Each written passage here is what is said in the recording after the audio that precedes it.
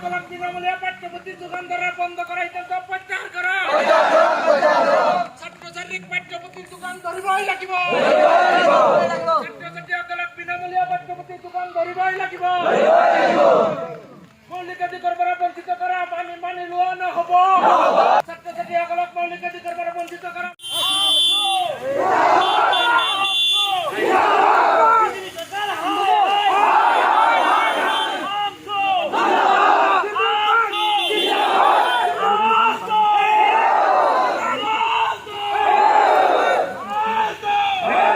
যি প্ৰক্ৰিয়া চলিছে তাৰ মাজতে বৰ্তমান মাননীয় হিমন্ত বিশ্ব শৰ্মাৰ নেতৃত্বত পৰিচালিত বিজেপি চৰকাৰখনে বিশেষকৈ অসমৰ শিক্ষা ব্যৱস্থাটোত এটা যি দুৰ্নীতি বা এটা যি প্ৰক্ৰিয়াৰে আৰম্ভ কৰিছে সেইটো আমি তীব্ৰ ভাষাৰে এই প্ৰক্ৰিয়াটো বন্ধ কৰিবৰ কাৰণে আমি দাবী জনাইছোঁ।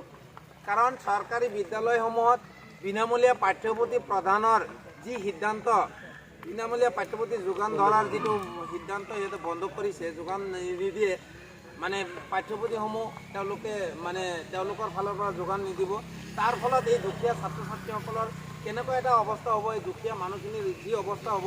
গতিকে আমি চৰকাৰক এই দাবী জনাইছোঁ যে অতি সোনকালে তেওঁলোকৰ এই সিদ্ধান্ত প্ৰত্যাহাৰ কৰিব লাগে আৰু বিদ্যালয় বন্ধ কৰাৰ যিটো প্ৰক্ৰিয়া আৰম্ভ কৰিছে, অনাগত দিনত অসমৰ শিক্ষাত মানুহখিনিৰ কাৰণে অনাগত দিনত যে এটা অন্ধকাৰ এটা পৰিৱেশ সৃষ্টি হ'ব।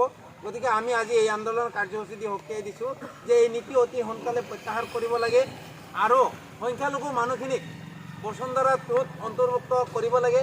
কাৰণ চৰকাৰে বাৰে বাৰে এটাৰ পিছত এটাকৈ নীতি কেবিনেটৰ সিদ্ধান্ত কৰি আছে, কিন্তু সংখ্যালঘুসকলৰ ওপৰত দৃষ্টিগোচৰ নকৰি একপক্ষীয়ভাৱে হিটলাৰী প্ৰক্ৰিয়াৰে যিবিলাক নীতি কৰি আছে সেই নীতিবিলাক অতি সোনকালে বন্ধ কৰিব লাগে।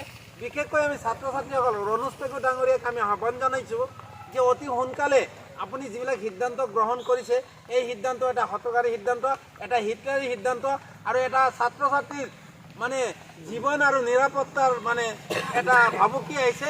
গতিকে অতি সোনকালে আপুনি এই সিদ্ধান্ত প্ৰত্যাহাৰ নকৰিলে অনাগত দিনত আমাৰ আমচুৰ ফালৰ পৰা ইয়াতকৈ আৰু ভয়াৱহ আমি গণতান্ত্ৰিক আন্দোলন কাৰ্যসূচী ঘোষণা কৰিম বুলি আজিৰ এই কাৰ্যসূচীৰ যোগেদি আমি জনাই দিলোঁ। আৰু বিশেষকৈ আমাৰ আধাৰ কাৰ্ডত যি আধাৰ কাৰ্ড নামবিলাক অন্তৰ্ভুক্ত কৰিব, আধাৰ কাৰ্ডৰ যিটো বন্ধ কৰিছিল সেই প্ৰক্ৰিয়াটো আকৌ পুনৰ ষ্টাৰ্ট কৰিব লাগে।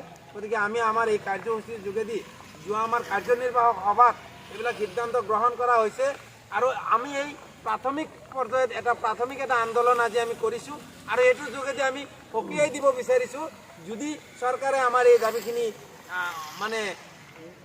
বিবেচনা নকৰে, আমাৰ দাবী মানি নলয়, তেতিয়াহ'লে অনাগত দিনত আমচুৰ কেন্দ্ৰীয় সমিতিৰ নিৰ্দেশ মতে অসমত আৰু ইয়াতকৈ ভয়াৱহ গণতান্ত্ৰিক জংগী প্ৰক্ৰিয়াৰে গণতান্ত্ৰিক আন্দোলন প্ৰক্ৰিয়া আমি আগবঢ়াই লৈ যাম আৰু চৰকাৰ বাধ্য হ'ব লাগিব, চৰকাৰৰ মেচিনাৰী ছিষ্টেমটো আমি বিকল কৰি দিম বুলি আজি এই জন্মাষ্টমীৰ পৰা আমি মাননীয় মুখ্যমন্ত্ৰী ডাঙৰীয়াক আহ্বান জনাইছোঁ। লগতে BDAD প্ৰশাসনকো আমি আপোনালোকৰ জৰিয়তে আহ্বান জনাইছোঁ যে প্ৰমোদ বড়োৱে যাতে এই কথাখিনি দৃষ্টিগোচৰ কৰে।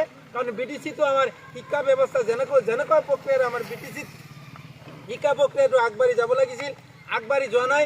প্ৰমোদ বড়ো এজন ছাত্ৰ সংগঠনৰ এজন নেতা আছিল, গতিকে ছাত্ৰৰ সমস্যাৰ প্ৰতি তেখেতে গুৰুত্ব দিব লাগে। গতিকে মই প্ৰমোদ বড়ো ডাঙৰীয়াকো আহ্বান জনাইছোঁ যাতে তেখেতে অতি সোনকালে এই ব্যৱস্থাবিলাকৰ প্ৰতি অলপ দৃষ্টিগোচৰ কৰে, প্ৰয়োজন সাপেক্ষে যাতে এই অঞ্চলৰ বিভিন্ন ছাত্ৰ সংগঠনৰ লগত তেখেতে আলাপ আলোচনা কৰি যে অসম চৰকাৰে লোৱা সিদ্ধান্তৰ প্ৰতি তেখেতে গুৰুত্ব নিদি BTC অঞ্চলতো যাতে এনেধৰণৰ সমস্যাৰ সৃষ্টি নহয় তাৰ প্ৰতি যাতে প্ৰমোদ বড়ো ডাঙৰীয়াও অলপ দৃষ্টিগোচৰ ৰাখে। আৰু তেওঁ যদি সেইটো দৃষ্টিগোচৰ নাৰাখি বিজেপিৰ এজেণ্ট হিচাপে BTCখনো চলাব বিচাৰে, তেতিয়াহ'লে অনাগত দিনত তেখেতেও তেওঁৰ এই যিটো BTCৰ শাসন ব্যৱস্থা তাৰ পৰা যে তেখেত আঁতৰি যাব লাগিব, সেই কথাটো আজি আমি আপোনালোকৰ জৰিয়তে তেখেতক সকীয়াই দিছোঁ।